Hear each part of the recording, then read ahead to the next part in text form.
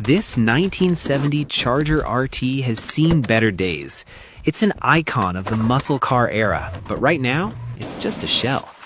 The vinyl top trapped moisture and rotted out the roof. The quarter panels are shot, and the engine hasn't turned over in decades. Most people would see a wreck, but I see a 440-powered beast waiting to get back on the road. I started by gutting the interior.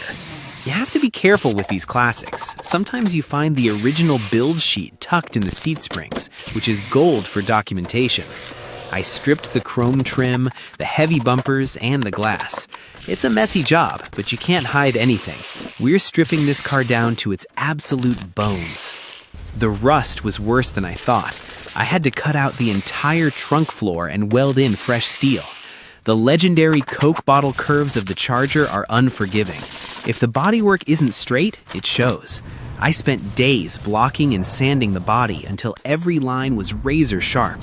It has to be perfect before a drop of paint touches it. While the body was in primer, I tackled the power plant. This is a 440 Magnum or 426 Hemi. I tore it down, machined the block, and stuffed it with new pistons and a hotter cam. I painted it that classic factory Hemi color, bolted on the intake, and got it ready to breathe fire again. This is the moment that defines the build.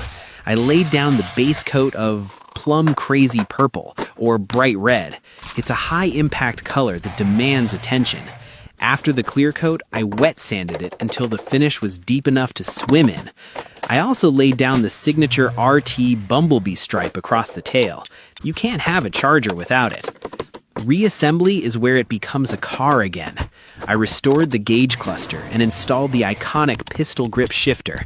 The vacuum-operated hideaway headlights were a nightmare to calibrate, but seeing them flip open perfectly is worth the headache. Finally, the chrome bumpers went on, the jewelry on the beast. All the blood, sweat, and sanding dust comes down to this: ignition. Sound of engine cranking and roaring to life. That rumble, there's nothing like it. Taking it out on the pavement, it feels heavy, powerful, and unapologetic. The 1970 Charger RT is back to ruling the road.